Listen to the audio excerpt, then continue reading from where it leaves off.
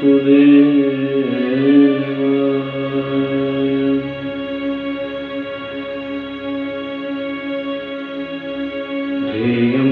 सदा परिभवनमवेष्टदोहं तीर्थास्पदं शिवविरञ्चनुतं शरण्यम् भृत्याद्रिहं प्रणतपाल भवाब्धिपोतम्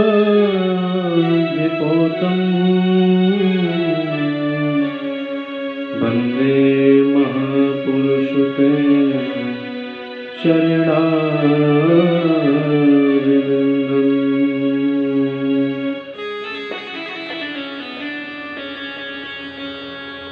त्यक्त्वा सुदुष्टजासुरे अप्सितराज्यलक्ष्मी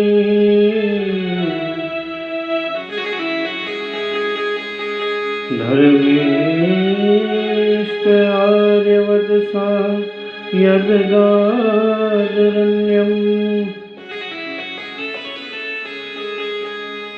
मायामृगं दैत्येऽप्सितमन्वधावत्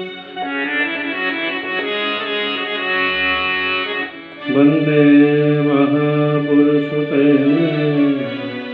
शरणारविन्दम्।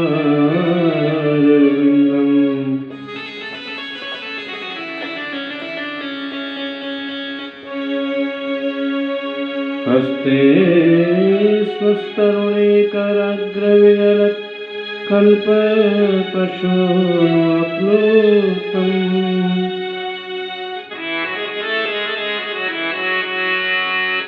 वस्तु प्रस्तुतवेणुनादलहरी निर्वाणनिर्व्याकुलम्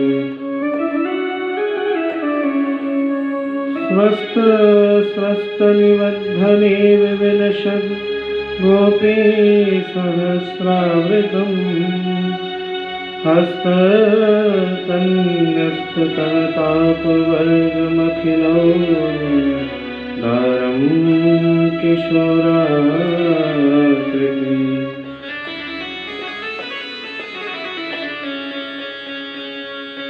कृष्ण त्वदीयपदपङ्कज पञ्जरान्ते अद्यैवमेव विशतो मानसराजहंस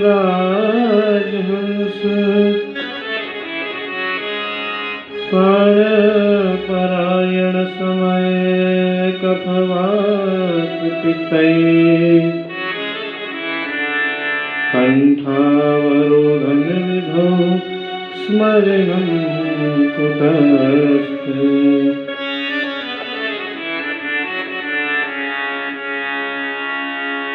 लक्ष्मीनाथसमारम्भां नाथयान् मुनिमध्यमा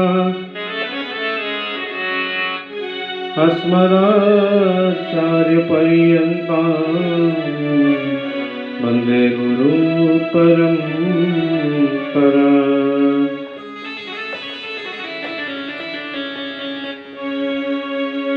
जय जय श्री राधारमण जय जय नवल किशोर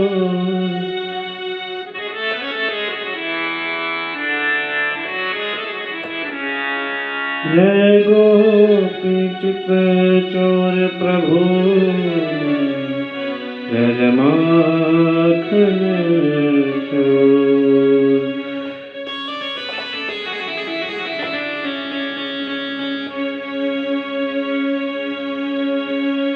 बोलिए सच्चिदानंद भगवान की।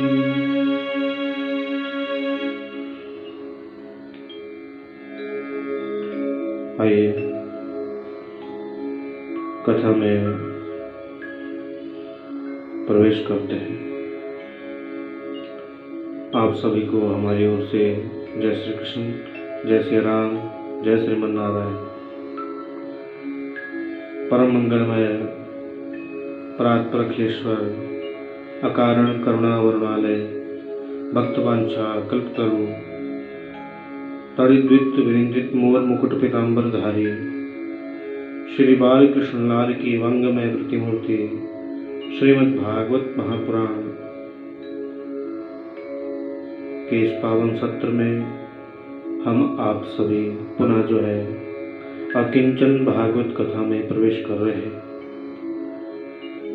यह कथा बड़े भाग्य से मिलती है, इसलिए व्यास जी कहते हैं भागवत में वर्णित है, भाग्योदेन बहुजन समय जितेन सत्संगमं लभते पुरुषो यदा वै अज्ञान हेतु कृत मोहमदान्धकारं नाशं विधाय हि ततोदयते विवेक।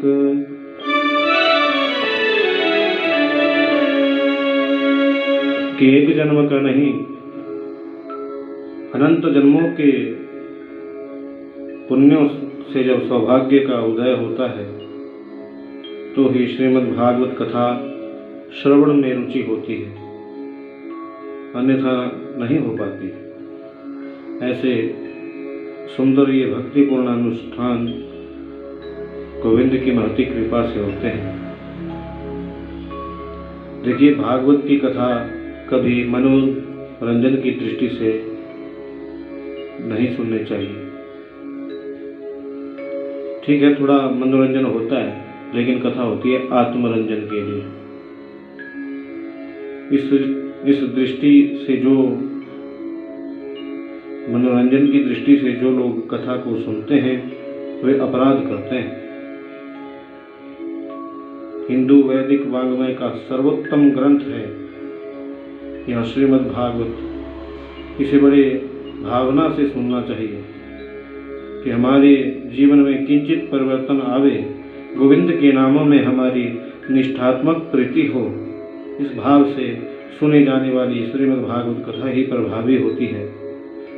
श्रीमद् भागवत कथा की पद्धति क्या है,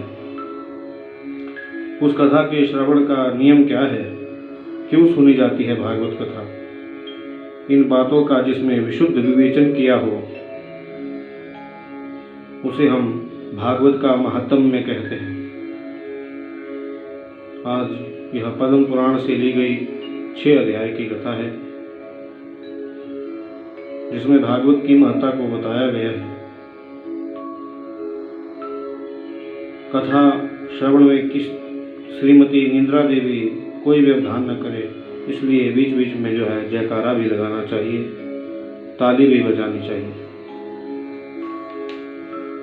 तो आइए भागवत जी के प्रथम श्लोक में जो गोपाल तापो उपनिषद से लिया गया है उसमें प्रवेश करते हैं। सच्चिदानंद रूपाय विश्वोत्पत्त्यादि हेतवे तापत्रय विनाशाय श्री कृष्णाय वयं नमः।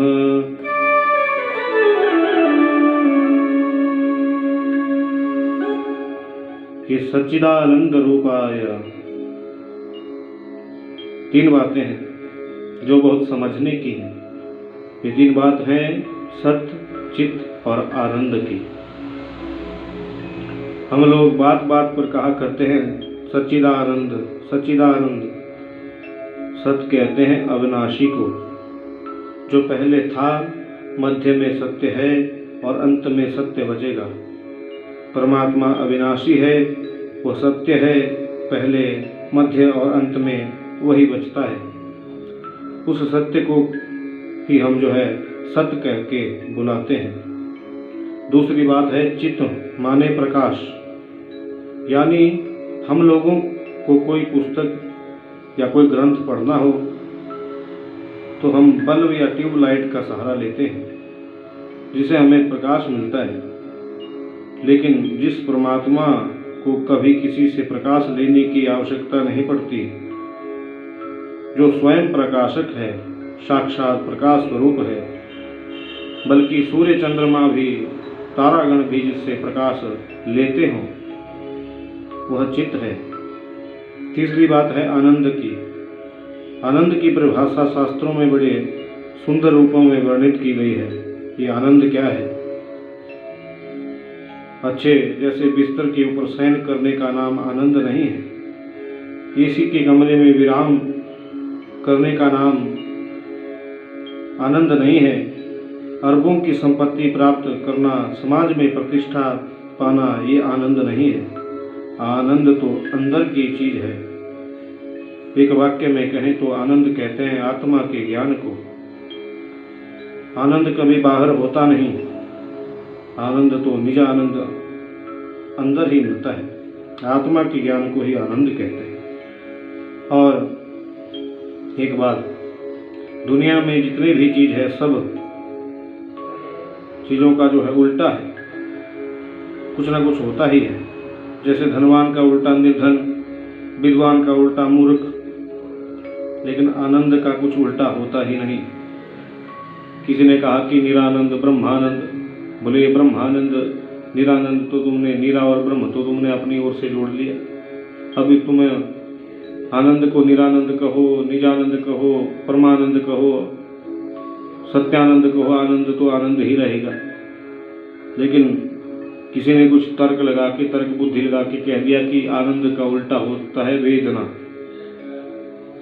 तो वेदना माने पीड़ा, लेकिन वेदना का उल्टा तो उससे निवृत्ति भी हो सकता है।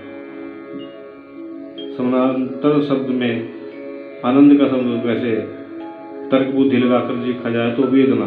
तो वेदना शब्द से तो हम यही समझते हैं कि जो वेदना मतलब वेद के वचनों को जो ना माने उसे वेदना होती है, और जो वेद शास्त्रों के वचनों का आचरण करता है वो निजानंद में रहता है। इसलिए आनंद का उल्टा शब्द होता ही नहीं, क्योंकि आनंद स्वयं कृष्ण है, आनंद स्वयं राम है।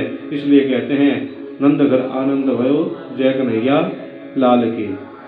हाँ, तो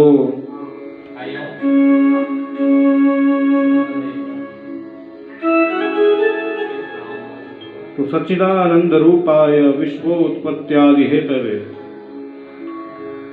तापत्रय विनाशाय श्री कृष्णाय वयम नमः।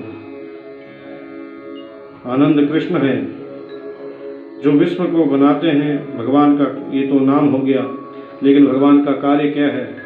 जो विश्व को बनाते हैं, उनका पालन करते हैं, उसको लय कर देते हैं, जिनकी कृपा विलासिता से ये सारा संसार चलता है। और बोले तापत्रय विनाशाय, जो तीनों प्रकार के तापों को नष्ट करने में सामर्थ्य है।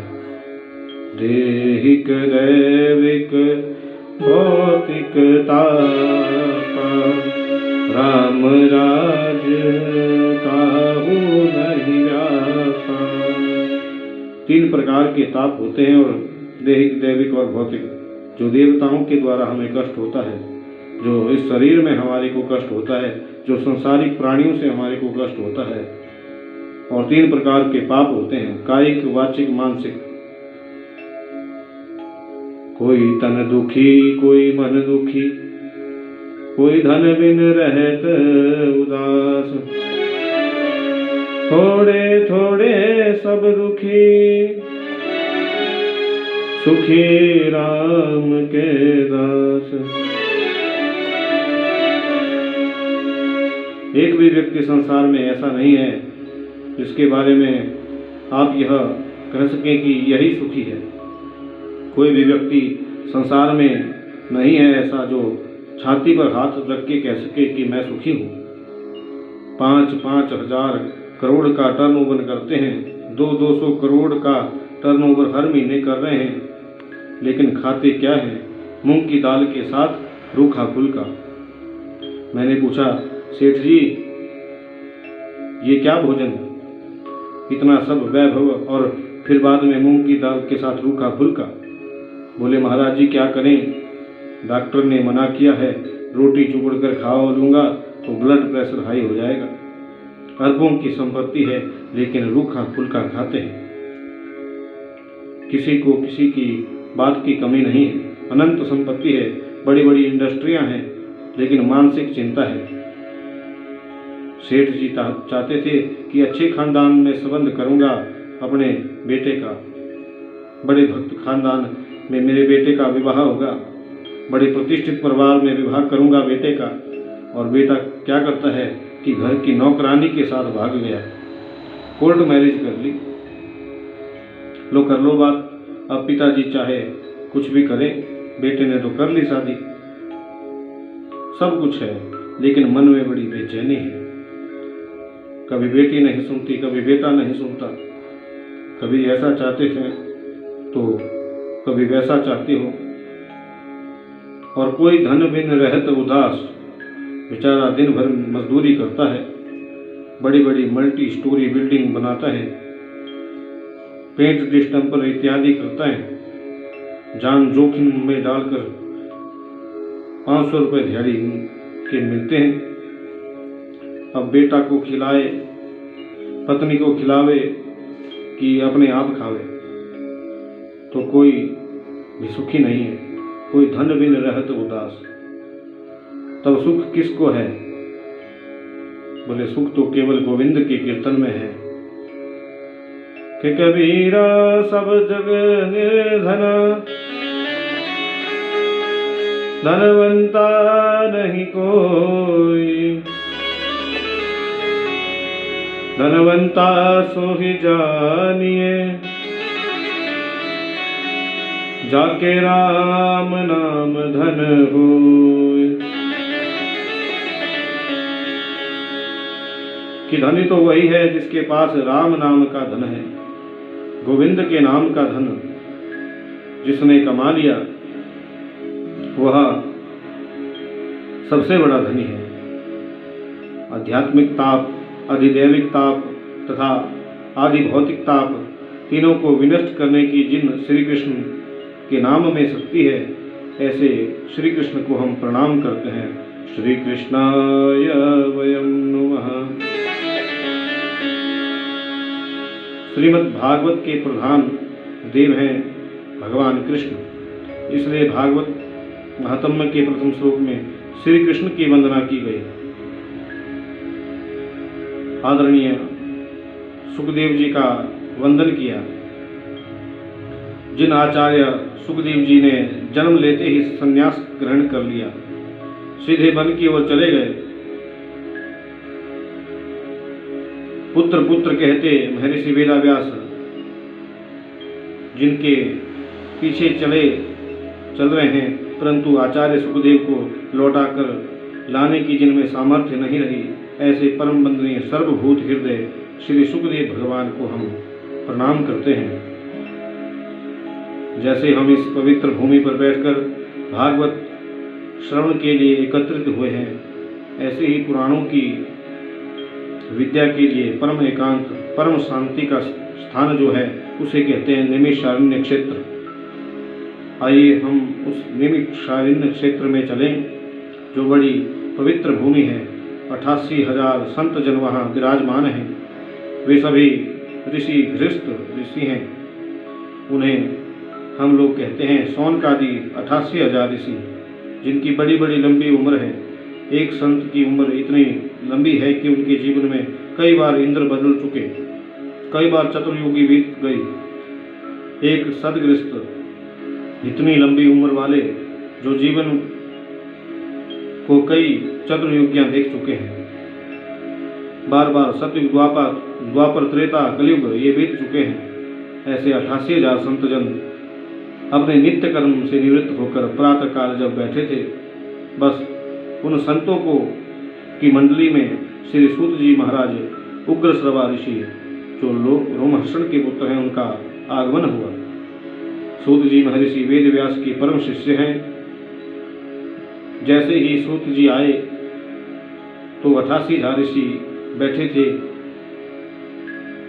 जिनकी उम्र हजारों वर्ष लंबी है, लेकिन सूत जी उनकी मंडली के मध्य में जो पधारे हैं, वे हैं केवल 20 वर्ष की आयु थी, लेकिन 20 वर्ष की उम्र होने पर भी परम युवा सूत जी को देखकर वे सभी संत जन खड़े हो गए। आइए महाराज पधारिए, बड़ी कृपा की। सौनकादि ऋषियों के इस व्यवहार को देखकर श्री सूत जी बड़े संकोच में पड़ गए। आप लोग ये क्या करते हैं? मुझे देखकर खड़े हो रहे हैं, मेरा आदर सत्कार कर रहे हैं, आखिर क्यों? सूत जी, आप उम्र में छोटे हैं तो क्या हुआ? शास्त्र कहता है क्या कि धन वृद्धा बल वृद्धा आयुर्वृद्धा तथैव च ते सर्वे अपि ज्ञान वृद्धा शिष्या किंकिरा शिष्य किंकिरा। कि कोई बल में बड़ा होता है तो कोई आयु में बड़ा होता है, कोई कदाचित धन में बड़ा होता है, किंतु जो ज्ञान में बड़े होते हैं वे ही सबसे बड़े होते हैं। इसलिए सूत जी, आप देखने में तो छोटे लगते हैं, लेकिन अज्ञान रूपी अंधकार जो मानव की हृदय में बैठा हुआ है उसे दूर करने में आप करोड़ों सूर्यों के समान हैं। आप हमें ऐसी कोई कथा सुनाएं जिससे संसार के लोगों के कष्ट की निवृत्ति हो जाए, गोविंद की प्राप्ति हो जाए। हे कृष्ण प्राप्ति करम शाश्वत साधन तद्वाधुना। महात्मा संत और विद्वानों के पास जाकर कभी व्यर्थ के प्रश्न मत करो। संतों के पास जाकर कभी भी ये प्रश्न मत करो कि फैक्ट्री कैसे चलेगी। संत के पास जाकर ये प्रश्न कभी मत करो कि ज़्यादा आमदनी कैसे होगी। महात्मा के पास जाकर ये फालतू का प्रश्न मत करो कि बहू के यहाँ बेटा होगा कि नहीं होगा, कि बेटी होगी। संतों के पास जाकर बस एक ही प्रश्न करो कि गोविंद कैसे मिलेगा। श्री कृष्ण के चरणों में हमारी प्रीति बढ़ेगी कैसे? क्योंकि भागवत में वर्णन आता है कि संतों का क्षण और अन्न का कण उसे कभी बर्बाद नहीं करना चाहिए। ये बड़े सौभाग्य से मिलते हैं। थाली में अन्न आपको प्राप्त जो होता है, भोजन में उसका एक भी कण बर्बाद ना जाए, इसका प्रयास करो। संतों का एक भी क्षण हमारी वजह से बर्बाद ना हो जाए, इसका प्रयास करो। सौनकादि ऋषियों ने सूत जी से यही पूछा कि संसार के लोगों को कृष्ण की प्राप्ति कैसे हो, ऐसा साधन बताओ, गोविंद से कैसे मिलन हो। इसको सुनकर सूत जी महाराज गदगद हो गए और ऋषियों से बोले, आपने बिल्कुल सही प्रश्न पूछा है। हम लोग जन्म लेते हैं, बड़े होते हैं, लंबे होते हैं, युवान होते हैं, वृद्ध हो जाते हैं और मर जाते हैं। जीवन के पहलुओं को हमने कभी समझने का प्रयास ही नहीं किया। लोग जीवन को ऐसे ही बर्बाद कर देते हैं। कई ऐसे लोग हैं जो दिन भर जो है ताश खेलते हैं। रविवार के दिन जब से लेकर शनिवार तक जो ताश ही खेलते हैं, 10-10 घंटे कब निकल गए उन्हें कोई पता ही नहीं चलता। वे लोग गलती से भी यदि कथा में आकर बैठ जावे तो 3 घंटे में 50 बार जो है घड़ी देखते हैं। कब जल्दी जो है कथा पूर्ण हो, कब छुट्टी मिले। संसार के कार्यों में हमारी दुष्ट प्रवृत्तियाँ इतनी बढ़ रही हैं और भगवत कार्यों में संकोच होता है। हाँ भाई, उनके यहाँ से निमंत्रण आया तो था, सो कथा में जाना तो पड़ेगा। और कथा में आए, लिफाफा चढ़ाया और चल दिए। बोलो राधे राधे। ये जो प्रवृत्ति हमारी हो गई है, यह केवल समय का दुरुपयोग है। सौनकादि ऋषि कहते हैं कि काल व्याल मुख ग्रास त्रास निर्णास हेतवे श्रीमद्भागवतालाप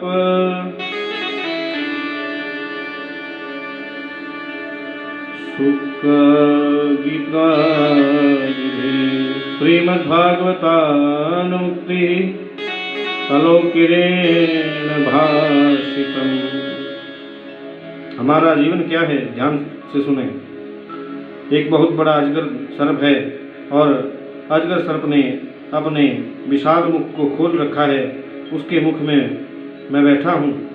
जब मेरा शरीर सुरक्षित कब तक है? जब तक वह अजगर अपने मुंह को बंद नहीं कर लेता। जैसे ही मुंह को बंद किया तुरंत मेरी मृत्यु हो जाएगी। ऐसे ही काल रूपी सर्प के मुंह में हम सब जो है बैठे हुए हैं। अभी हम आपको कथा सुना रहे हैं। 1 सेकंड के बाद या 2 सेकंड के बाद या 10-20 सेकंड के बाद, कुछ मिनटों या कुछ घंटों के बाद या अगली वीडियो में हम आपको कथा सुना सकेंगे, इसकी हमारे पास कोई गारंटी नहीं है।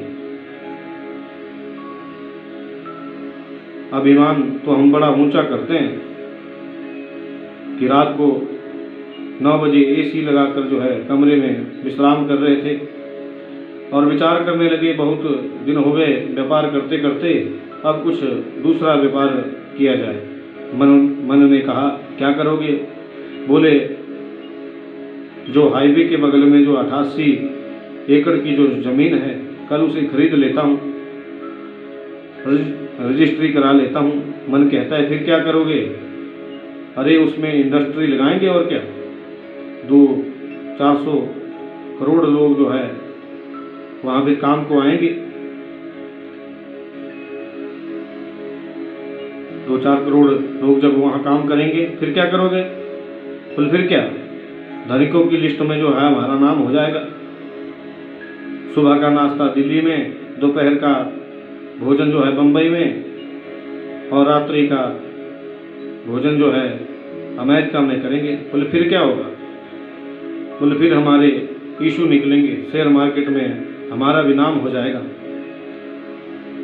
अब रात के 9 बजे यह सोच ही रहे थे कि 10 बजने पर जो है हार्ट अटैक आया और मर गए। तो सब सोचना विचारना जो है बेकार हो गया। कि नाहि कश्चिदं क्षणमपि जातु तिष्ठयं कर्म कृत कार्यते वृष कर्म गुणे स्वभावात् ये मानव की सबसे बड़ी भ्रांति है कि वह चिंता ज्यादा करता है, चिंतन नहीं करता। जीवन में चिंता को मिटाओ और चिंतन को बढ़ाओ, यही मुक्ति का साधन है। अब चिंतन कैसे बढ़े और चिंता से मुक्ति कैसे मिले, ये सिखाता है हमें श्रीमद् भागवत ग्रंथ। ये भागवत महान सदग्रंथ है, यही मुक्ति प्रदान करता है। सूत जी कहते हैं भागवत की कथा श्रवण का अधिकार तो कभी कभी देवताओं को भी प्राप्त नहीं होता। एक बार देवताओं को जब पता चला कि राज ऋषि परीक्षित को सुखदेव भगवान रूपी भागवत रूपी जो है अमृत फैला रहे हैं, वे अपने यहाँ से अमृत का कलश लेकर आए। सुखदेव से बोले इसको अदला बदली कर ली जाए। एवं विनिमय जाते सुधा राज्ञा प्रपीयताम्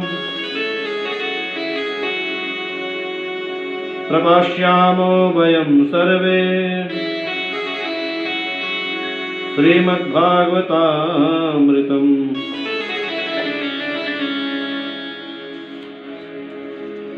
कि हे सुखदेव जी ने कहा कि कहाँ तुम्हारा ये स्वर्ग का अमृत और कहाँ श्रीमद् भागवत, दोनों की बराबरी एक संग कैसे हो सकती है?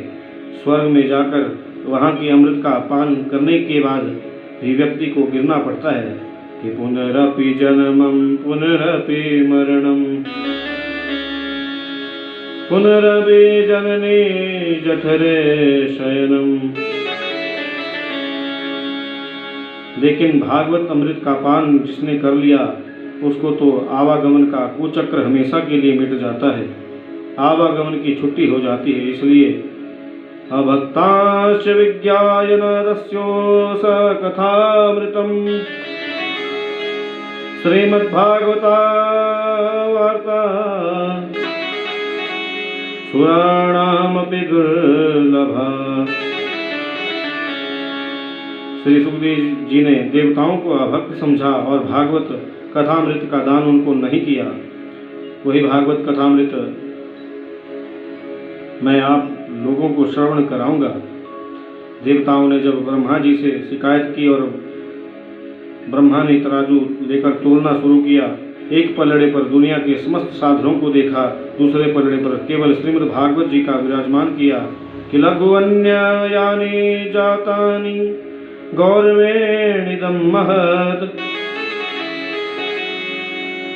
तदा ऋषिगणा सर्वे विस्मयं परमं ययु। भागवत का पलड़ा नीचे हो गया और समस्त पलड़े पे जो धर्म शास्त्रों को रखा था वे सब ऊपर गए। भजन जिसमें होगा ना जी वही नीचे जाएगा। ब्रह्मा जी ने कहा, देवताओं, श्रीमद् भागवत कोई पोथी, कोई किताब नहीं है, ये तो साक्षात कृष्ण है। श्रीमद् भागवत आख्योयम प्रत्यक्ष कृष्णे वही। साक्षात कृष्ण स्वरूप श्रीमद् भागवत है। इसका श्रवण करने से जीवन धन्य हो जाता है।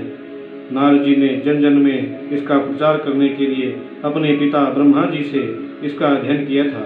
लेकिन सप्ताह श्रवण की विधि क्या है, ये नारद ने सनकादि कुमारों से सुना है।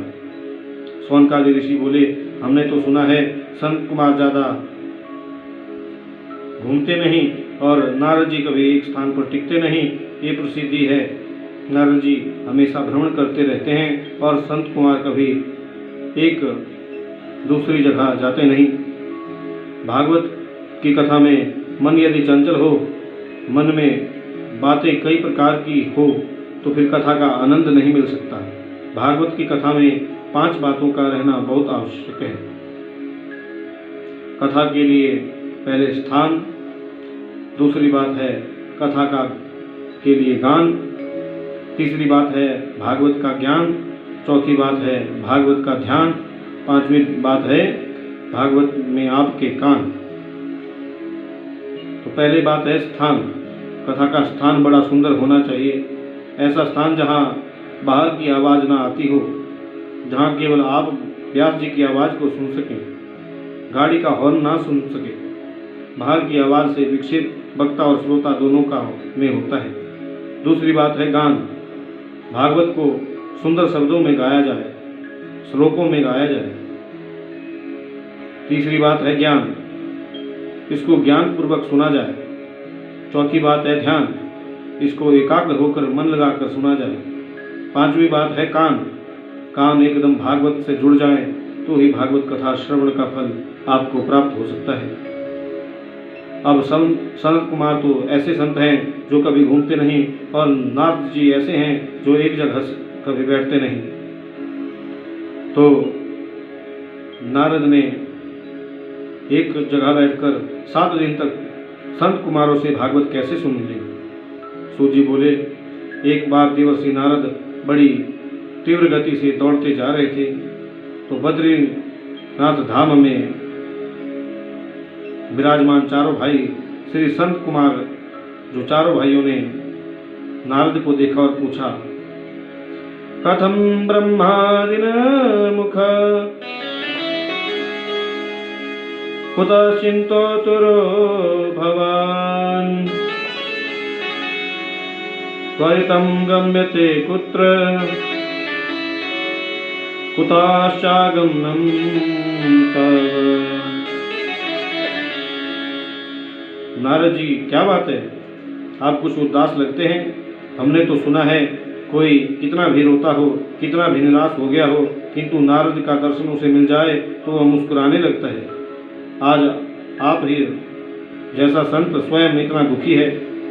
नारद जी संत कुमारों के चरणों में गिरकर रोते हुए बोले, क्या बताऊं महाराज, अहम तो पृथ्वी या तो ज्ञात्वा सर्वोत्तमामिति पुष्करं च प्रयागं काशीं गोदावरीं तथा। मैं पृथ्वी पर आया, पृथ्वी को सबसे श्रेष्ठ समझकर मैं आया था। हरि क्षेत्र में गया, कुरुक्षेत्र में गया, सेतुबंध रामेश्वर में भी गया। सत्य कहता हूँ संत कुमार जी, मुझे कहीं भी शांति नहीं मिली। ना पश्यं कुत्रचिच्छर्म मन संतोषकारणम् कलिनाम अधर्म मित्रेण धैर्यं बाधिताधुना। ना कोई सत्य बोलता है, ऐसी लोगों की बुद्धि जो है इस कलयुग ने बिगाड़ दी। एक बार कोई सत्य बोल देता है तो मानो हरिश्चंद्र के बाद हमारा ही नंबर है, और कोई झूठ दिन में 50 बार बोले चाहे तो उसकी कोई गिनती नहीं करता। एक धर्म का काम यदि कोई कर दे तो बार बार गिनाता है, ये काम हमने किया। और पाप का काम कोई होता है तो कहता है राम जी की इच्छा थी सो हो गया, हम क्या करें। बड़ों का आदर समाप्त हो गया, संतों का सम्मान समाप्त हो गया। घर में नई बहू की चलती है, दादी बाबा कौन बोल दे कि तरुणी प्रभुत्वागे है शयाल्य को बुद्धिदायक कन्या विक्रेणो लोभाद दंपत्तिनाम च कलकनम। संत कुमार बोले घर में नई बहू की चलती है, यदि चलती है तो ये तो मानव,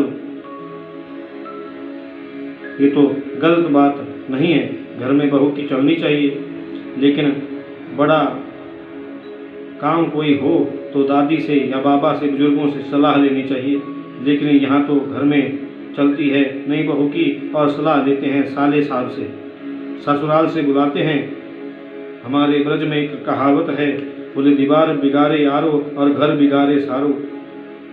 दीवार में अलमारियां ज़्यादा निकालोगे तो कमजोर हो जाएगी।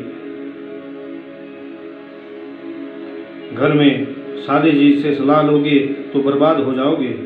कौरव इसके प्रमाण हैं। मामा शकुनी की कृपा से क्या हुआ सब जानते हैं। नारद जी कहते हैं कि मैं घर घर में गया, संतों के आश्रम में गया, मुझे शांति नहीं मिली। कि कलिनाम धर्म मित्रेण धैर्यं बाधिताधुना। अधर्म का मित्र जो कली है, कलयुग है, उसने लोगों की बुद्धि को बिगाड़ दिया है। लेकिन मैं जब श्री राम वृंदावन में आया, वहाँ एक कौतुक देखा। एक युवती के पास 2 पुरुष मूर्छा में पड़े हुए थे। वह स्त्री चारों ओर देख रही थी। उसने मुझे बुलाया, मैं माता के पास गया। उस माता का नाम था भक्ति माता। उसके बगल में 2 वृद्ध पुरुष पड़े थे। वो एक था ज्ञान, दूसरा था वैराग्य। महाराज वो कलयुग के प्रभाव से बूढ़े बन गए थे। मैंने उन दोनों ज्ञान वैराग्य का उत्थान करने के लिए, मैंने उन दोनों के बुढ़ापे को दूर करने के लिए बड़े बड़े प्रयास किए। वेद आदि का पाठ किया, वेदांत का पाठ किया, लेकिन कोई असर नहीं हुआ। तब एक आकाशवाणी हुई, यदि तुम ज्ञान वैराग्य के बुढ़ापे को दूर करके भक्ति के कष्ट की निवृत्ति करना चाहते हो तो इसके लिए सत्कर्म करो। मैं आप लोगों की शरण में आया हूँ। अब आप जैसे महापुरुष हैं, मेरे अनंत जन्मों के भाग्योदय से मुझे आपका दर्शन हुआ है। पहली बात तो ये कि ज्ञान वैराग्य का बुढ़ापा कैसे दूर हो। दूसरी बात ये कि भक्ति देवी के मन में जो कष्ट है उसकी निवृत्ति कैसी हो। तीसरी बात ये कि आकाशवाणी ने सत्कर्म के बारे में कहा था, वो आकाशवाणी का सत्कर्म क्या है। इसलिए मैं आप लोगों की शरण में आया हूँ। सनकादि बोले सत्कर्म सूचको नूनम ज्ञान यज्ञ स्मृतो बुधे श्रीमद्भागवतालाप सतो गीत सुखादिभि। देखो नारद, ज्ञान वैराग्य के बुढ़ापे को दूर करने का, भक्ति देवी के कष्ट की निवृत्ति करने का सर्वोत्तम साधन यदि कोई है तो वो साधन है श्रीमद्भागवत ज्ञान यज्ञ। श्रीमद्भागवत ज्ञान यज्ञ सप्ताह प्रवचन। नारद जी बोले लेकिन मैंने तो वेद का पाठ किया, वेदांत का पाठ किया। वेद वेदांत के पाठ से यदि कोई असर नहीं हुआ तो केवल भागवत से क्या होगा। संत कुमार बोले वेद वृक्ष है, भागवत उसका फल है। वेद रूपी कल्प वृक्ष का अमृतमय फल ही तो श्रीमद् भागवत है। बिना वृक्ष के फल कभी नहीं होता है। और जो स्वाद फल में होता है वो वृक्ष में होता है क्या? यद्यपि रस तो वृक्ष की जड़ से ही आया है, इसलिए श्री वेद और वेदांत का जो रसमय सार है वही है श्रीमद् भागवत। नारद जी ने पूछा कि हम कथा कहाँ करें? संत कुमारों ने उनसे कहा कि हरिद्वार में करो। गंगा जी का एक सुंदर तट है आनंद वन, वहाँ व्यास मंच लगाया और व्यास मंच पर चारों भाई संत कुमार आसीन हो गए, क्योंकि भागवत को कराने वाले नारद जी विरक्त हैं ना। यदि हम गृहस्थ हैं तो भागवत की कथा पत्नी सहित बैठकर सुननी चाहिए। ये नियम है कि हर कार्य में पत्नी को जो है पुण्य के कार्य में बाईं ओर तरफ बिठाते हैं, लेकिन भागवत कथा श्रवण में और पत्नी को जो है दाईं तरफ नहीं बल्कि क्षमता बाईं तरफ नहीं बल्कि दाईं तरफ बिठाना चाहिए। बोलो राधे राधे। लेकिन बोलो जय श्री कृष्ण। लेकिन जब महात्मा जी कथा कराएं तो वो पत्नी कहाँ से लावे? इसलिए नारद जी अकेले बैठ गए और 3 आसन सामने बिछा दिए भक्ति ज्ञान और वैराग्य के लिए, और कहा कि हे भक्ति माता, आप आओ, आपके कष्ट की निवृत्ति के लिए हम भागवत कथा सुन रहे हैं। भक्ति देवी अपने दोनों पुत्रों के साथ आई और नारद जी यजमान बन गए, मुख्य श्रोता बन गए, तुलसी देवी की स्थापना कर दी। अब धीरे धीरे हजारों संतों की भीड़ लग गई। अरे संत कुमार कथा कर रहे हैं, नारद जी कथा करा रहे हैं, आनंद की बात है। संत महात्मा ज्ञानी मुनिंद्रों का आगमन होने लगा, कुंभ जैसा वातावरण वहाँ बन गया। संत कुमार जी भागवत का व्याख्यान करने लगे। भक्ति ज्ञान वैराग्य आकर आसन पर आसीन हो गए। संत कुमार जी महाराज ने बड़ा सुंदर व्याख्यान, बड़ी सुंदर भागवत महिमा का वर्णन किया। लेकिन शास्त्र कहते हैं कि शास्त्रों के बारे में कभी शंका मत करो। मन में शंका को बिठाकर रखना अपराध है, इसलिए मन में शंका आए तो उसे तुरंत नोट करो। जब कथा विश्राम लेवे और जब भी उचित समय लगे व्यास जी से उस शंका का जो है समाधान करो। संत कुमार जी कथा सुना रहे हैं, भक्ति अपने पुत्रों के साथ आकर विराजमान है, लेकिन किसी को दिखाई नहीं दे रही। नारद जी ने संत कुमारों से कहा, मैं आपसे एक प्रश्न कर सकता हूँ? बोले पूछिए। नारद जी ने पूछा, यदि कोई भक्त व्यक्ति भागवत श्रवण कर मुक्ति पाता है तो कोई आश्चर्य नहीं, यदि कोई ज्ञानी पुरुष भागवत श्रवण करके मोक्ष पाता है तो आश्चर्य नहीं, परंतु क्या किसी पापी व्यक्ति को भागवत सुनने से मुक्ति मिल सकती है? संत कुमारों ने बहुत सुंदर व्याख्यान किया कि ये मानवा पाप कृतस्तु सर्वदा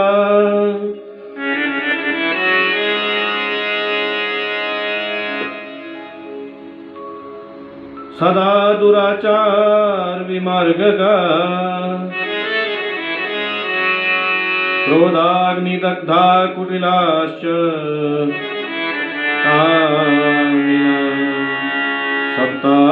सप्तायज्ञे कलो पुनन्ति ते।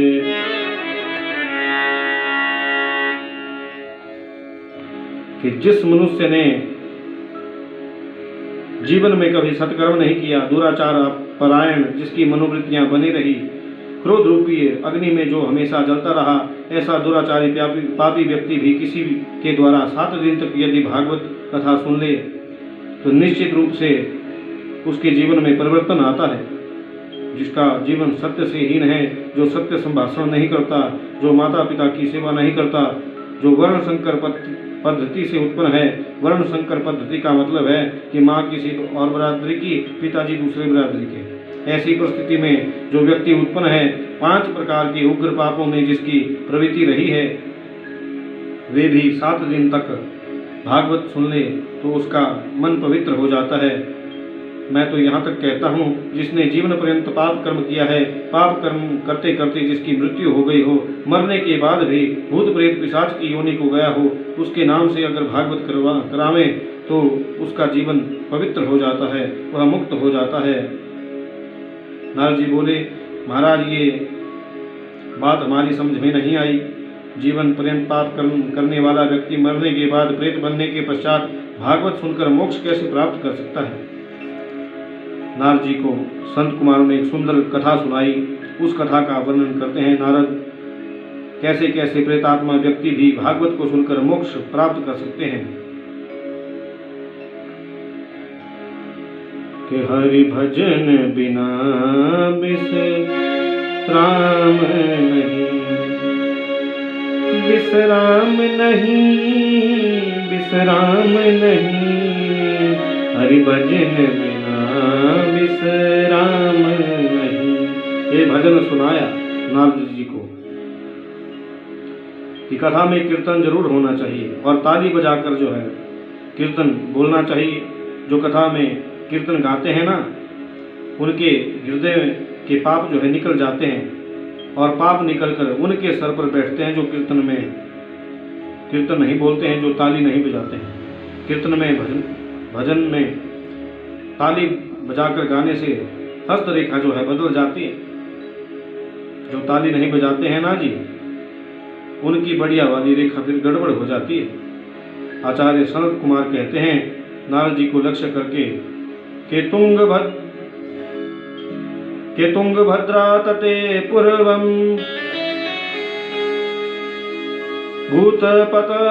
भूतपतनोत्तमम् यत्र वर्णा स्वधर्मेण सत्यासत्कर्म तत्परा।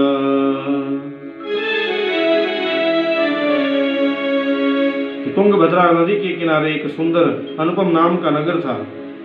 उस नगर में जो है वर्णाश्रम धर्म का पालन करने वाले सभी लोग उसमें वास करते थे। उसी नगर में एक पंडित जी महाराज रहते थे जिनका नाम था आत्मदेव शास्त्री। आत्मदेव का शाब्दिक भाव होता है आत्मा में देवत्व का।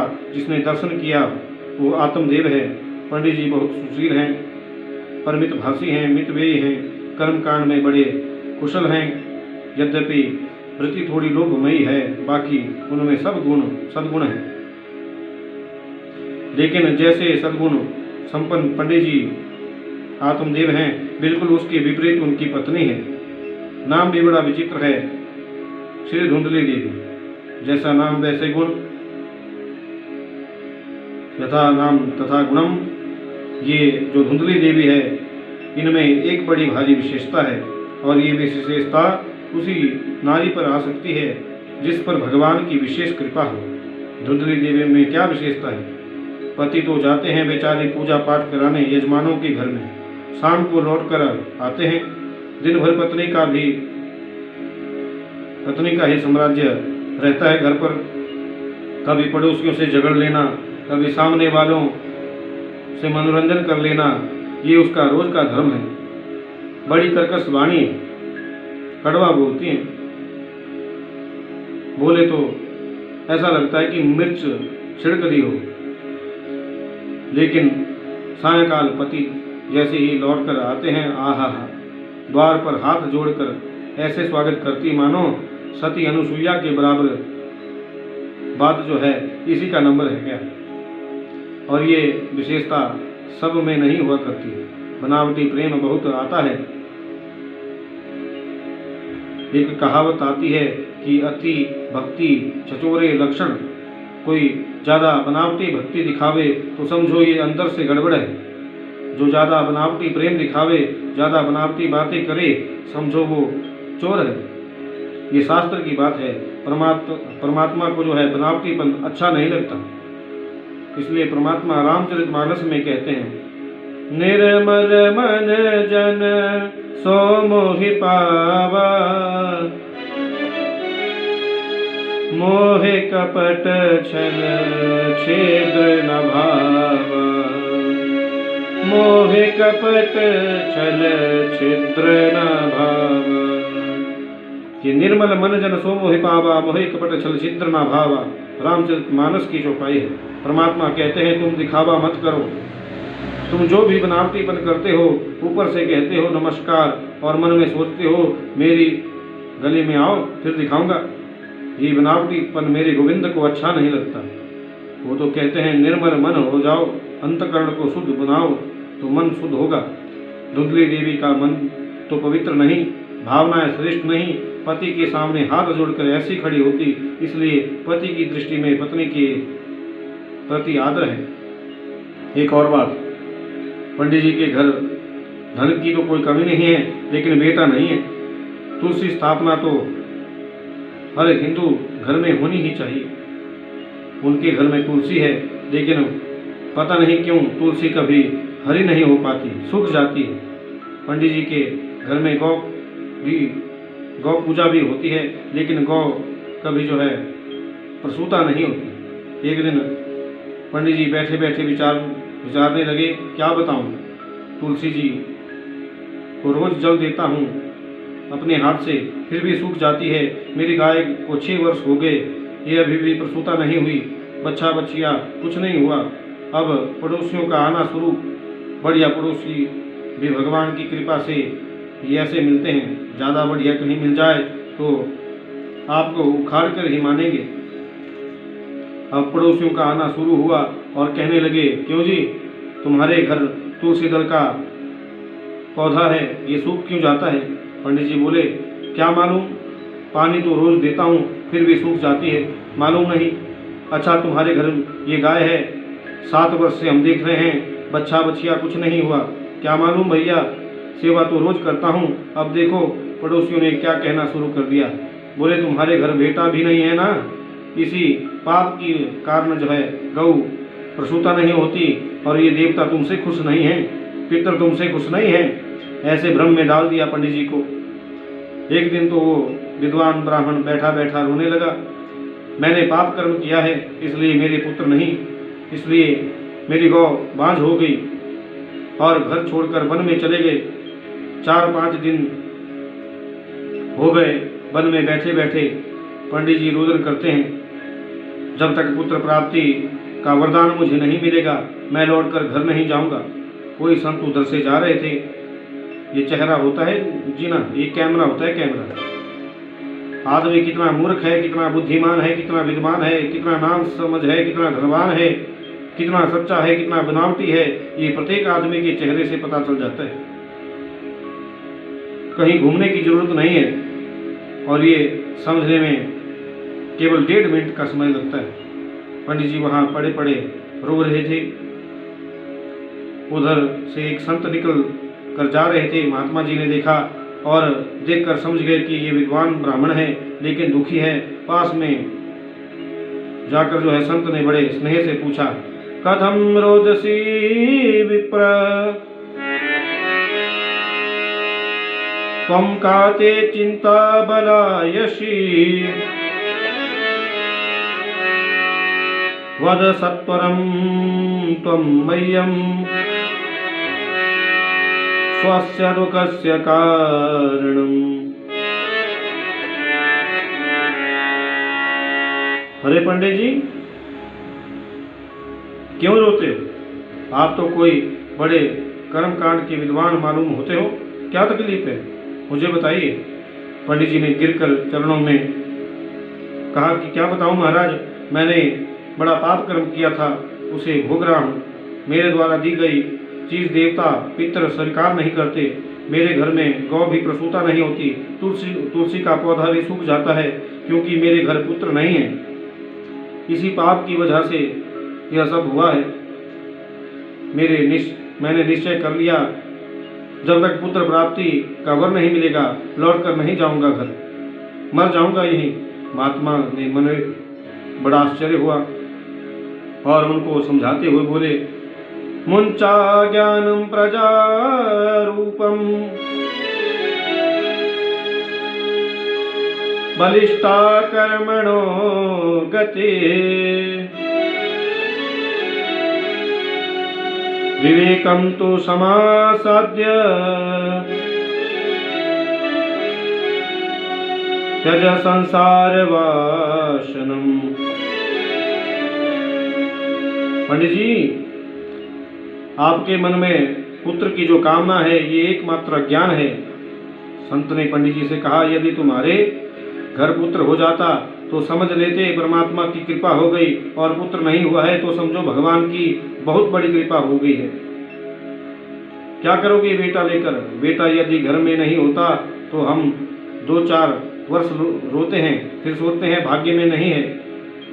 छोड़ो, काहे को रोवे, बेटा होकर मर जावे तो भी मन में बड़ी पीड़ा 2-4 महीने होती है। भाई हुआ तो था लेकिन मर गया, हम क्या करें। लेकिन पुत्र होने के बाद यदि नालायक हो जाए, पुत्र होने के बाद यदि कुपुत्र हो जाए तो जीवन भर रुलाता है। फिर तुम्हें पुत्र की ज़्यादा ही कामना है तो गोविंद को ही पुत्र मानो, कन्हैया को ही अपना सर्वस्व पुत्र मान लो। ये संसार बड़ा विचित्र है पंडित जी, ये संसार के बेटे तो धोखा ही देते हैं। आप समझते हैं जिस बेटे का हम पालन कर रहे हैं, पालन करते हैं, वो अंत में करता क्या है? हमारी खोपड़ी में डंडा मारता है, खोपड़ी फट जाती है तो उसमें एक लोटा घी भर देता है।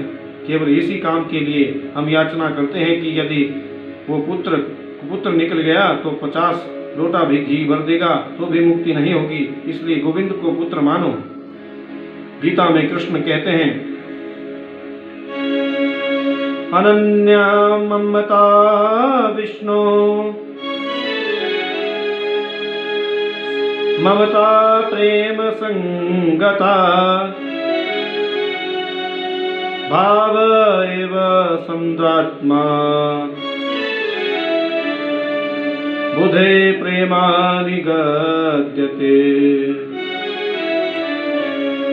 जैसी ममता हम इस संसार से करते हैं वैसी ममता गोविंद के चरणों में यदि हो जाए तो कल्याण हो जाएगा। पंडित जी चरणों में गिरकर बोले, यही तो समस्या है ना महाराज। इन महात्माओं के सामने जरा मन की बात क्या कह दो तो ये तो वेद वेदांत बखाना शुरू कर देते हैं। मैंने कह दिया मेरे घर पुत्र नहीं है तो मुझे कथा सुनाने लग गए, मुझे वेदांत का प्रवचन सुनाने लग गए।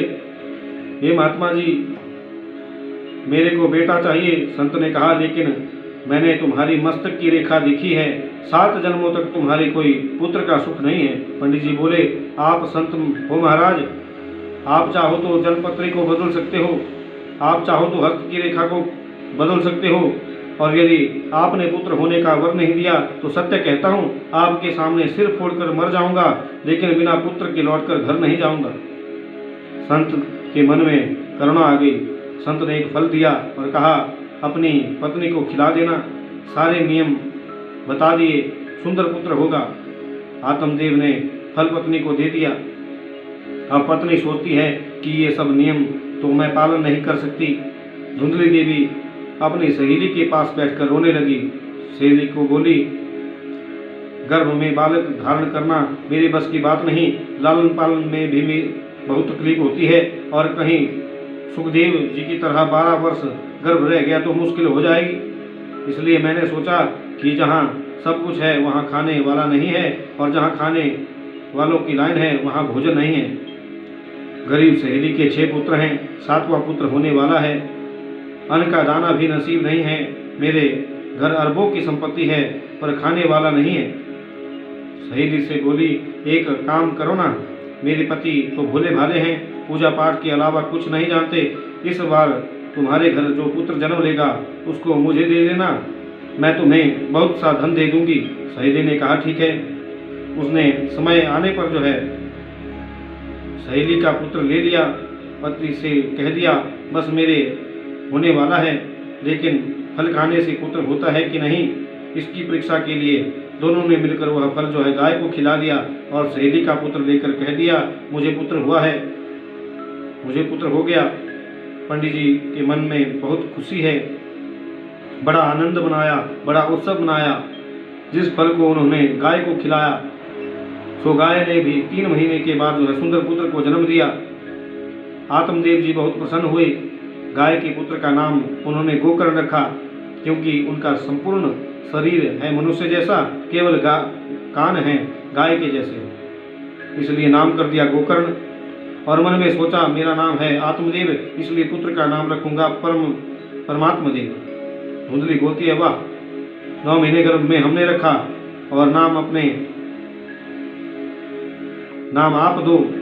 ऐसा नहीं चलेगा। मेरा नाम है धुंधली, मेरे पुत्र का नाम होगा धुंधुकारी। बोले ठीक है देवी, हमें कोई आपत्ति नहीं। सो बेटे का नाम रख दिया धुंधुकारी कि गोकर्ण पंडितो ज्ञानी धुंधुकारी महाखल। धुंधुकारी महान खल हो गया। इकलौता पुत्र जिस घर में हो ना जी, इकलौते पुत्र ने जिस घर में जन्म लिया हो, उस बच्चे के बिगड़ने के आसार ज़्यादा होते हैं। इसलिए इकलौता पुत्र जिस घर में हो वहाँ माता का उत्तरदायित्व बढ़ जाता है। आप ध्यान दीजिए, वैसे समझदार पुत्र यदि घर में एक है तो वह एक ही पुत्र खानदान को तार देगा। शास्त्र कहते हैं कि घर में बेटा एक हो लेकिन गुणवान हो तो अपने खानदान को तार देता है। जैसे आकाश में एक ही चंद्रमा प्रकाश देता है लेकिन करोड़ों तारागण मिलकर भी आकाश को प्रकाशित नहीं कर सकते। इकलौता पुत्र जहाँ हो वहाँ माता पिता को बहुत सावधानी से उसे बचपन में सुंदर शिक्षा देनी चाहिए। और यहीं पर आत्मदेव जी से गलती हो गई, भूल हो गई। बेटे को सुंदर शिक्षा नहीं दे पाए। सोचा एक ही तो है, सब सुधर जाएगा, संभल जाएगा। यदि बालक बचपन में गोली से खेलने लगे तो समझो शुरुआत हो गई। कंचे खेलते है ना, पहले गोली खेलता है, गोली खेलते खेलते ताश पत्ता खेलता है, ताश पत्ता खेलते खेलते उसमें थोड़ा पैसा लगाने लगा। कमी तो है नहीं घर में। जुए में हारने लगा तो माँ से ले जाने लगा। माँ देती, बेटा ले जा, कोई बात नहीं, सब तेरा ही है। अब पैसे से काम नहीं चले तो सोना चांदी माँ से मांगने लगा। माँ दे देती, सोचती एक ही तो है हमारा। सोना चांदी सब हारने लगा तो माँ थोड़ा सख्ती से बोली, नहीं बेटा ऐसा कैसे दे दूँ। तो माँ से चाबी छुड़ाकर जबरदस्ती निकाल कर ले जाने लगा। परिणाम ये हुआ कि घर में जितना चांदी स्वर्ण था सब जुए में हारने लगा। अब घर में कुछ रहा नहीं तो चोरी करना शुरू कर दिया। चोरी में 2-4 बार पकड़ा भी गया तो पीना भी शुरू कर दिया। बिगड़ना आरंभ हो गया। रात्रि के 2-2 बजे ये काली पट्टी मस्तक पर बांध कर आते हो। एक दिन पंडित जी बोले, मेरे मंदिर जैसे सुंदर घर को तूने नरक बना दिया। जगह जगह शराब की बोतलें पड़ी है, जगह जगह मांस के टुकड़े पड़े हैं। तुमने एक विप्र के घर को नरक का अड्डा बना दिया। पिताजी को डांट कर बोला, आप चुप रहिए, आपकी बुद्धि सड़िया गई है। हम जो करते हैं सब अच्छा करते। इतना कष्ट हुआ आत्मदेव को। बोले, हे भगवान, इस पुत्र से तो मैं बिना पुत्र के ही ठीक था।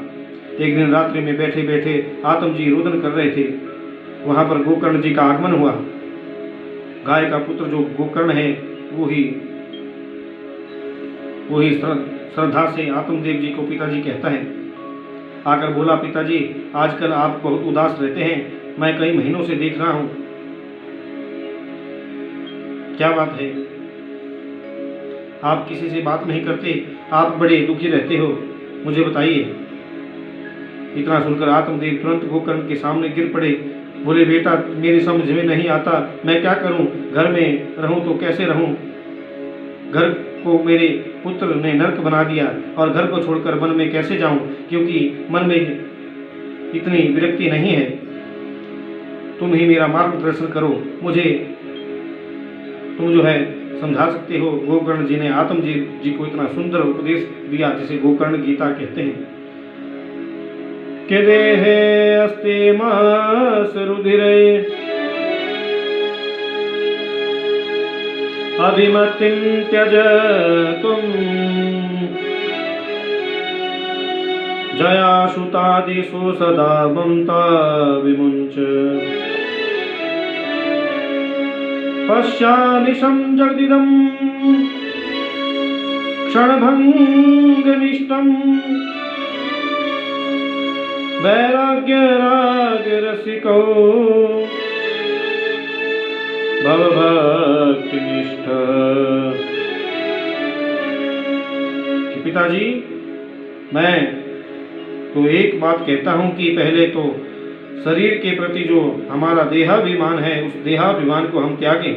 मैं शरीर हूँ ऐसा मानना छोड़ें इस शरीर को चाहे पंडित जी बोलो, चाहे ज्ञानी बोलो, चाहे मूर्ख बोलो, चाहे संत बोलो, चाहे पंडा बोलो, लेकिन शरीर की गति तो तीन ही होती है पिताजी।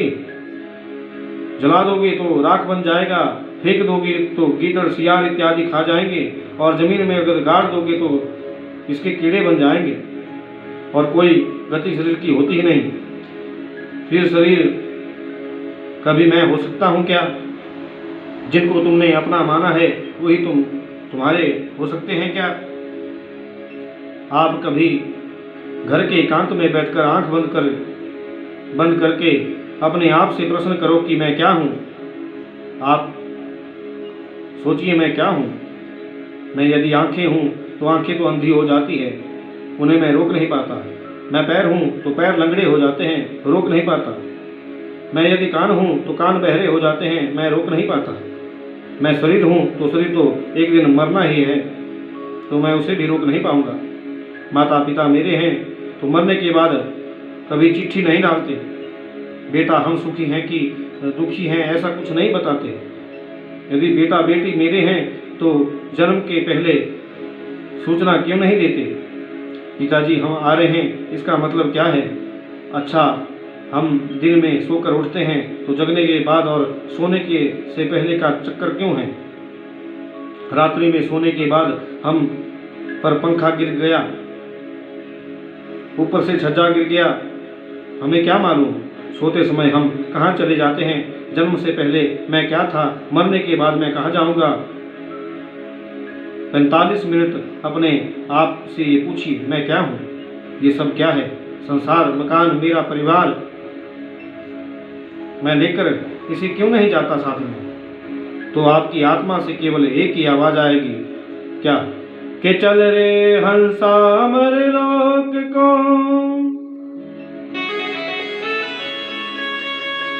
यहाँ कोई न तेरा है, जग वालों का हुआ अंधेरा, अपना हुआ अब सवेरा है। जिसको तुमने अपना माना है यह तो आपका वहम है, एकदम नाटक है।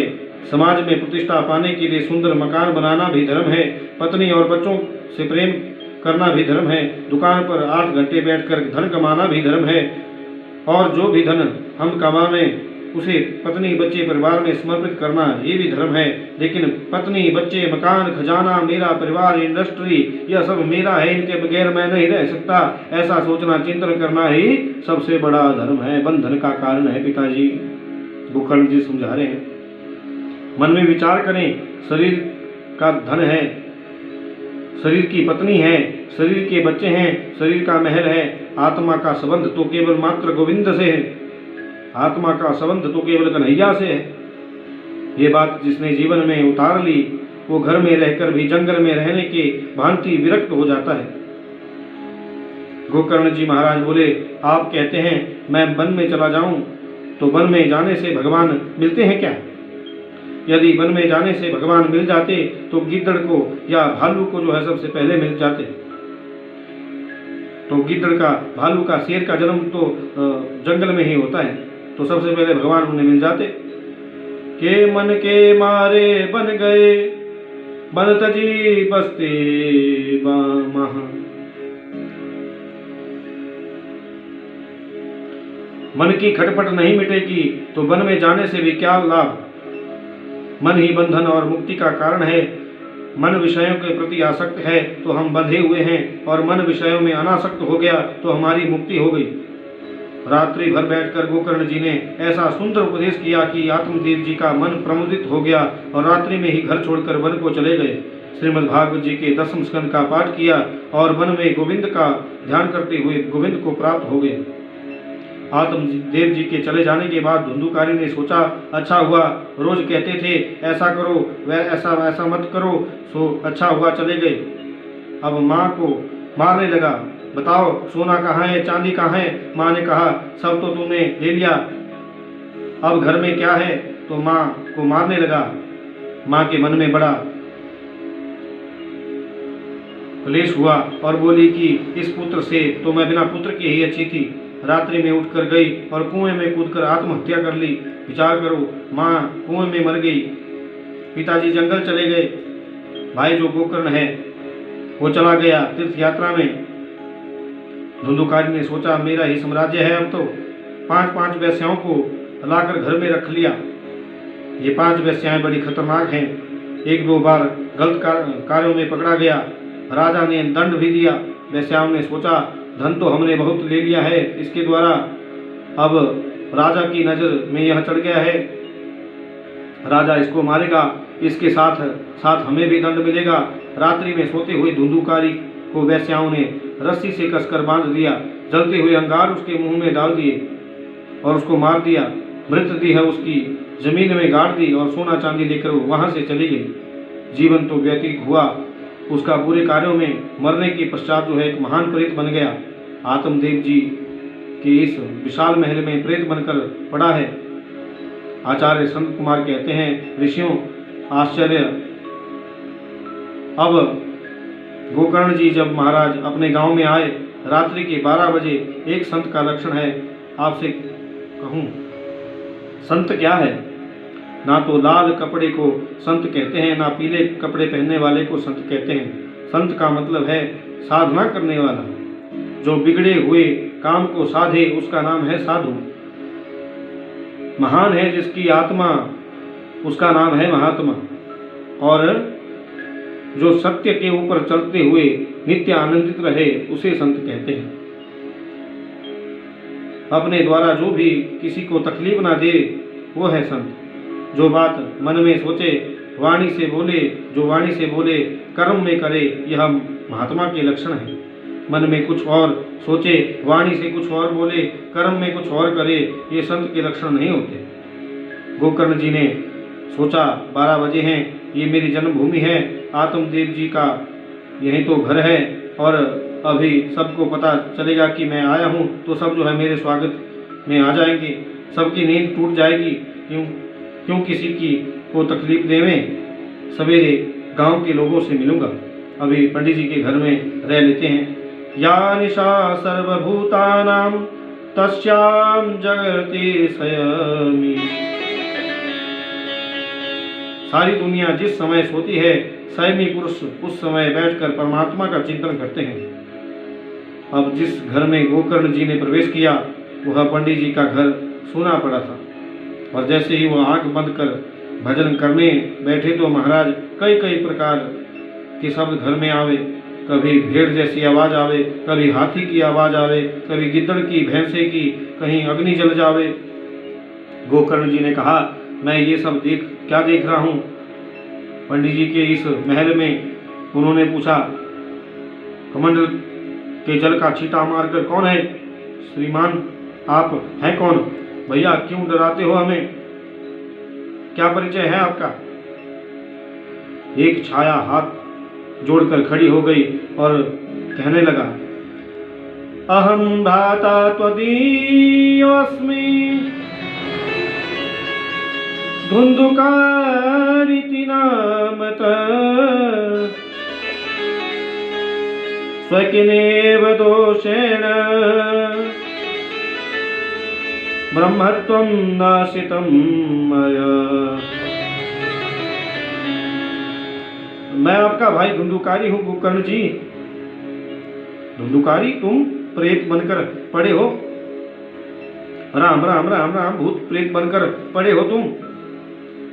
तुम्हारे मरने का समाचार तो मैंने सुना था, यात्रा में सुन लिया था कि तुम्हें वेश्याओं ने मार दिया है।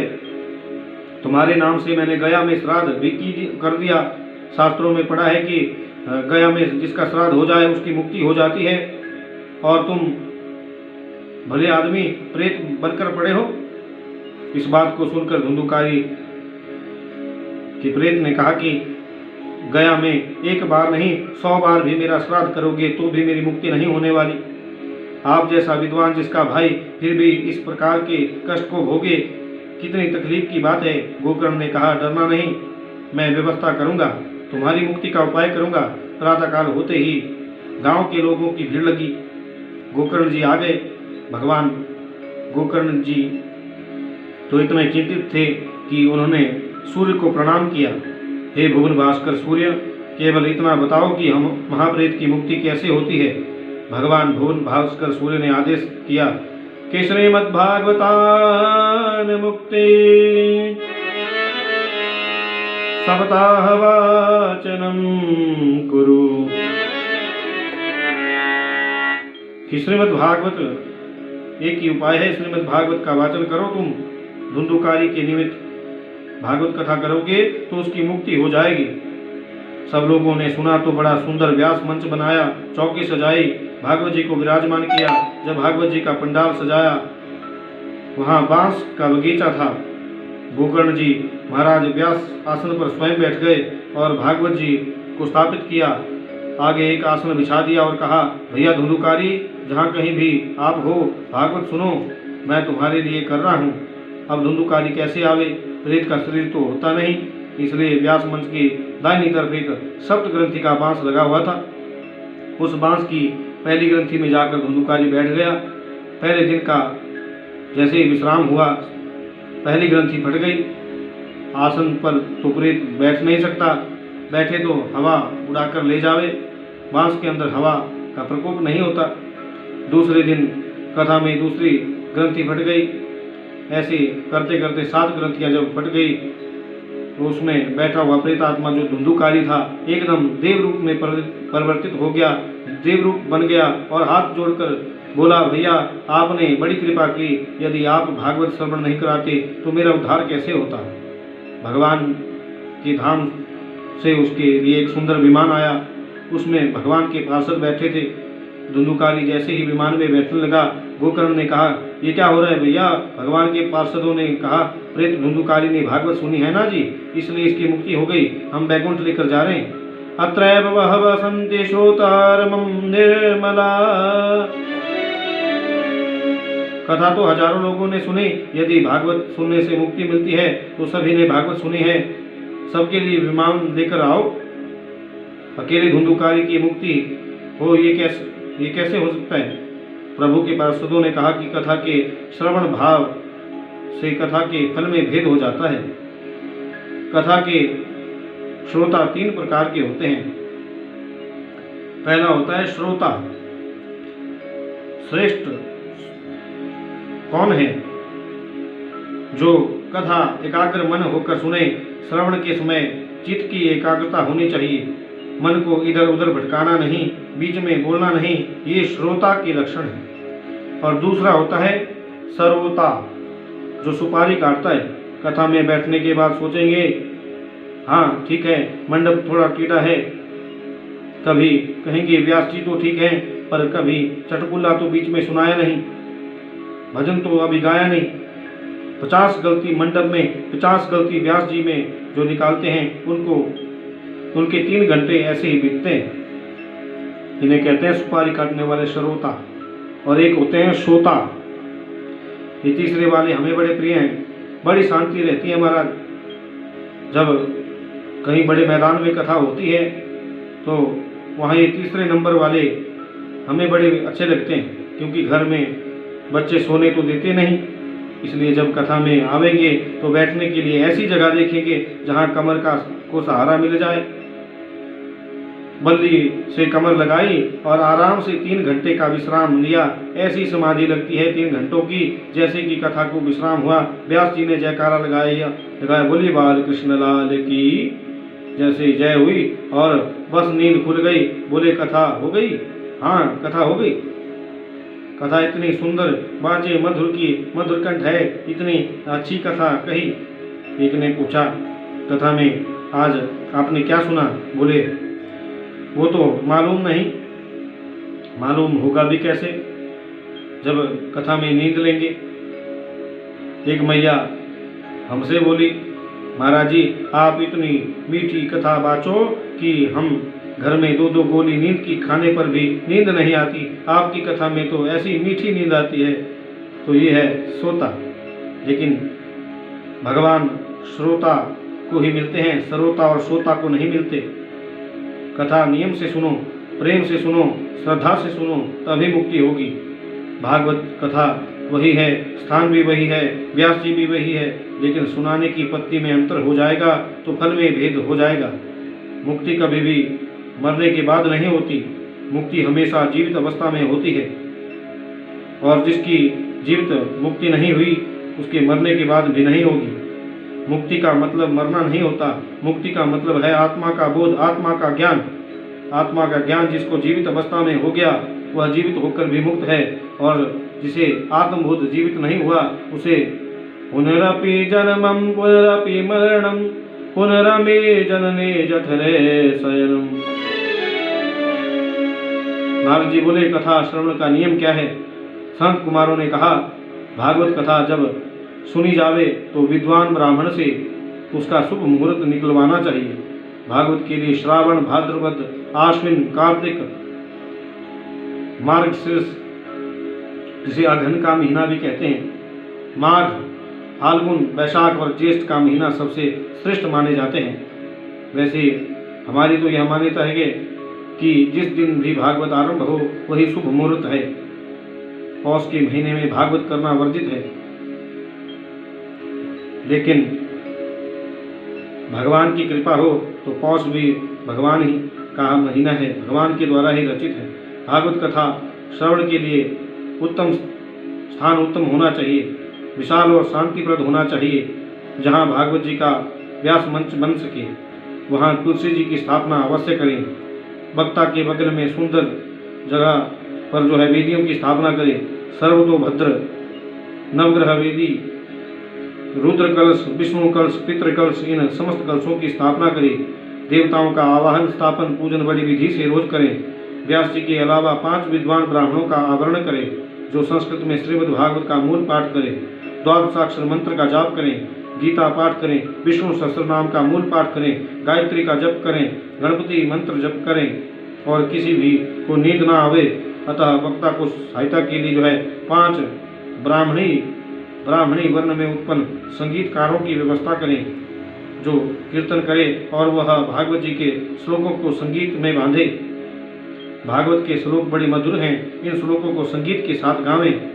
भागवत का वक्ता विद्वान ब्राह्मण होना चाहिए, शास्त्रों का वेद वेदांत का ज्ञाता होना चाहिए, आचरणशील होना चाहिए, सदाचारी होना चाहिए, संध्या वंदन गायत्री मंत्र जप करने वाला होना चाहिए। भागवत की कथा कहते समय पान सुपारी नहीं खाना चाहिए। कथा के समय मुंह में पान सुपारी, गुटखा इत्यादि ये खाना बड़ा अपराध है। व्यास मंच पर बैठकर वक्ता को इधर उधर के फालतू प्रसंग नहीं कहने चाहिए। कोई दृष्टांत भी हो तो शास्त्र सम्मत होना चाहिए। संसार की बातें ज़्यादा वक्ता को नहीं करनी चाहिए। कथा में जितने भी उत्सव आवे, वामन जन्मोत्सव, राम जन्मोत्सव, कृष्ण जन्मोत्सव, सब उत्सवों को जो है खूब श्रद्धा और उत्साह से मनाना चाहिए। जितनी उदारता से हम इस ज्ञान यज्ञ में उत्सव मना सकें मनावें। हम लोग तो ताली बजाने में भी कंजूसी कर जाते हैं। भागवत की कथा एक आसन पर पालती से बैठकर सुननी चाहिए। भागवत को सुनते समय यदि शरीर में कोई तकलीफ है तो कुर्सी पर बैठकर कथा सुनी जा सकती है। पलंग पर लेटकर भी कथा सुन सकते हैं, लेकिन शरीर में कोई व्याधि ना हो तो सुखासन से ही बैठकर जो है कथा सुनने में फल मिलता है। लेकिन हाँ, भागवत महात्म्य में लिखा है आप चाहे जैसे बैठकर कथा सुन सकते हैं, लेकिन दोनों घुटने सामने करके पैरों को फैलाकर जो है कथा सुननी नहीं चाहिए। यह अपराध होता है, क्योंकि भागवत में लिखा है मैं अपने मन से नहीं बोलता। भागवत जी ने में लिखा है कि इस आसन का नाम है दरिद्र आसन। इस आसन को लगाकर यदि देवराज इंद्र भी कथा को सुने तो दरिद्र हो जाता है, ऐसा वर्णन मिलता है। यदि घुटने में तकलीफ है, दर्द होता है तो राम जी के ऊपर छोड़ दें, जैसे राम जी की इच्छा, जैसे कथा सुनने में मन लगे। नारद जी बोले वो तो बराबर है, लेकिन महाराज और नियम क्या है? तो दूसरा नियम है कि वक्ता और श्रोता दोनों 7 दिन तक केवल घी पीकर रहें, ऐसा लिखा है। बोले घी पीकर कैसे रहें? कलयुग के लोग को तो घी पीने की आदत नहीं, डॉक्टर ने भी मना किया है। थोड़ा बहुत घी पी लें तो उतना परिश्रम भी नहीं करते, गड़बड़ हो जाएगी। तो तीसरा नियम है 7 दिन तक फलाहार दूध फलार लेकर सुनो। बोले महाराज 15 दिन में एक बार एकादशी आती है, बड़े लोगों की बात मानकर एकादशी व्रत करना पड़ता है और राम राम करके एक पूरी एकादशी करते हैं। और एकादशी तो नाम की ही एकादशी है, ऐसी एकादशी रोज आवे तो ऐसे ऐसे बढ़िया माल बनते हैं। एकादशी में पूरी हुई द्वादशी को सवेरे उठते ही बोलते हैं, सुनती हो आज नाश्ता जरा जल्दी बना देना। पत्नी ने कहा क्यों, मालूम नहीं कल हमने एकादशी की थी। एक एकादशी में यह हाल है, आप कहते हैं कि 7 दिन तक फलाहार लो। हम बैठेंगे कथा में और याद आवेगी पकौड़ियाँ, संसार के भोजन याद आवेंगे, तो एक नियम और एक समय भोजन करो, एक समय फलाहार लो।